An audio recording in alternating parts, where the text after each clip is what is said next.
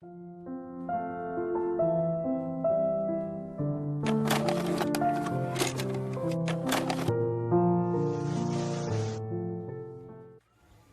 Everyone, welcome you all. मैं विजय अग्रवाल स्वागत करता हूं आपका आज की नई वीडियो में, जिसका नाम है मेजर ऑफ सेंट्रल टेंडेंसी या फिर स्टैटिस्टिक्स ऑफ क्लास 10th। तो शुरू करते हैं। सबसे पहले हम जानते हैं कि what is arithmetic mean. Mean means average या फिर हिंदी में बोलते हैं उसको औसत। इसका फॉर्मूला देख लेते हैं। इसका फॉर्मूला होता है arithmetic mean is equal to sum of observation upon number of observation.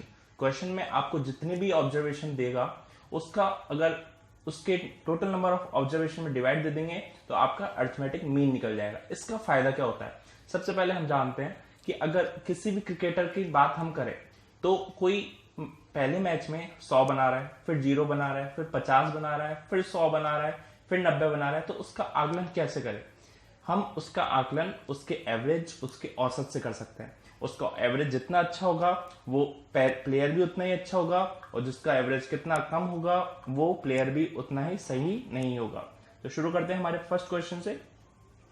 If marks obtain by 10 students in maths are 52, 75, 40, 70, 43, 40, 65, 35, 48 and 52, then find the arithmetic mean. आप समझ चुके होंगे किस तरीके से इसको करना है। सबसे पहले given that total student of the class, आप काउंट कीजिए टोटल स्टूडेंट कितने हैं, 10 स्टूडेंट, और क्वेश्चन में भी आपको दे रखा है 10 स्टूडेंट है। आपको पता है अरिथमेटिक मीन का फॉर्मूला क्या होता है, sum of observation upon number of observation. यहाँ पे वीडियो में n अलग दिख रहा है लेकिन ये इसी में ऑब्जर्वेशन है, ये पूरा समझ में आ गया। फिर आगे बढ़ते हैं, इसमें हम वैल्यू पुट करें तो मीन हमको पता नहीं है, मीन को हम कुछ भी नहीं लिखेंगे, इक्वल सम ऑफ ऑब्जर्वेशन। तो 52 plus 75 plus 40 70 plus 43 plus 40 plus 65 plus 30 48 52, और इसमें हमने डिवाइड दिया 10 का, क्योंकि ये काउंट करके देखो ये पूरे के पूरे नंबर ऑफ 10 स्टूडेंट्स है, इसलिए इनका टोटल किया। इनका टोटल करेंगे तो 520 आएगा और नीचे 10 आएगा ही आएगा। एक जीरो से एक जीरो कैंसिल आउट हो जाएगा, तो आंसर कितना आ जाएगा 52। समझ में आ गया होगा, बहुत सिंपल क्वेश्चन है। आगे बढ़ते हैं। The monthly salary of workers in a school are 1720, 1750, 1760, 1710 rupees, then find the arithmetic mean. हंसी मत, इतनी कम सैलरी आज के जमाने में नहीं हो सकती, लेकिन जो क्वेश्चन है दिया हुआ है वही सत्य है। स्टार्ट करते हैं मीन से। सबसे पहले अरिथमेटिक मीन का फॉर्मूला। अरिथमेटिक मीन का फॉर्मूला क्या होता है, sum of observation upon number of observation. Value put करी 1720 प्लस 1750 प्लस 1760 प्लस 1710 अपॉन 4। आगे बढ़े तो 6940 इन ऊपर वालों का टोटल है, आप करके देख लेना, अपॉन 4। अगर मैं 4 का डिवाइड दूंगा तो आंसर क्या आएगा 1735 रुपीज। रुपीज जो है वो आपका आधा नंबर कटवा सकता है, क्योंकि ये एक यूनिट है। अगर ऊपर क्वेश्चन में उसने यूनिट दे रखी है तो आपको आंसर में भी यूनिट जरूर लिखनी है। आगे बढ़ते हैं। If arithmetic mean of digit 3, 4, 8, 5, x, 3, 2, 1 is 4। यहां पे ध्यान देना, ये 4 क्या है, मीन दे रखा है, मतलब जहां पर भी आपका अरिथमेटिक मीन का फॉर्मूला है वहां पे am की जगह आपको 4 रखना है। Then find the value of x। Formula arithmetic mean equal to sum of observation upon number of observation. तो am की जगह मैंने 4 रखा, सम ऑफ ऑब्जर्वेशन सबका टोटल कर दिया 3 plus 4 plus 8 plus 5 plus x plus 3 plus 2 plus 1 upon ये 8 कहां से आया, आप समझ चुके होंगे ये 8 कहां से होंगे। ये सारे के सारे जो है इनको काउंट करोगे तो 8 निकलेंगे, इसलिए मैंने डिवाइड दिया 8 का। आप क्रॉस मल्टीप्लाई करोगे तो 8 को 4 से मल्टीप्लाई किया, यह आया 32। ऊपर काउंट कीजिए, x के अलावा अगर सबका टोटल कर दोगे तो यह आएगा 26।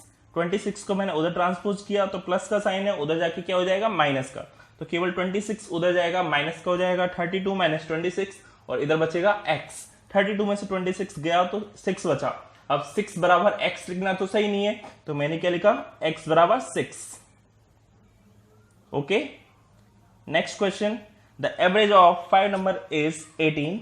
If one number is removed, then average becomes 6. Find the number. बहुत अच्छा क्वेश्चन है। पहले सुनिए, अब 5 नंबरों का जो एवरेज है वो 18 दे रखा है, तो हमको अगले क्वेश्चन में भी बाकी के 4 का तो एवरेज निकालना दे ही रखा है कि एवरेज बाकी के 4 बच्चों का एवरेज कितना है 6।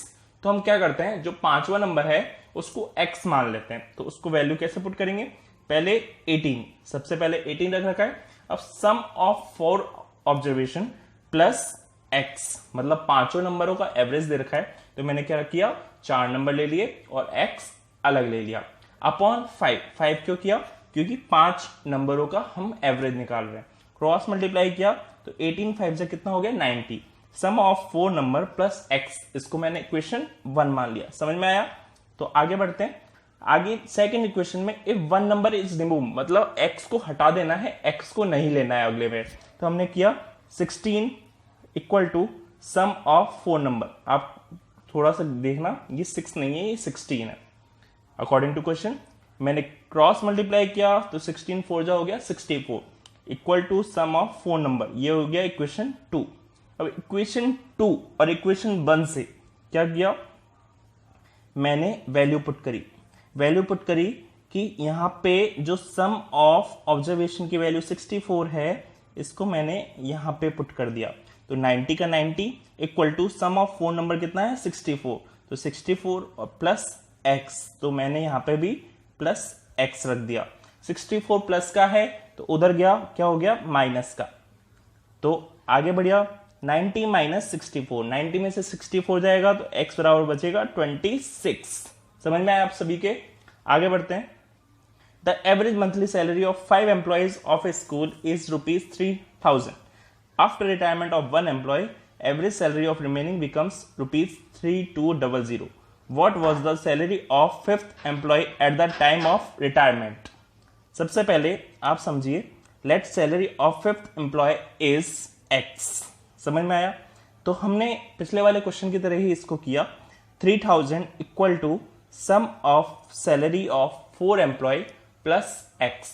मुझे लास्ट में 4 एम्प्लॉय का भी मीन दे रखा है, तो मैंने 4 एम्प्लॉय को छेड़ा नहीं और मुझे 5th एम्प्लॉय निकालना है, तो मैंने इसको x रख लिया। अब मुझे 5 का टोटल करना है, तो 4 का तो टोटल करने की जरूरत नहीं है, प्लस x का कर दिया।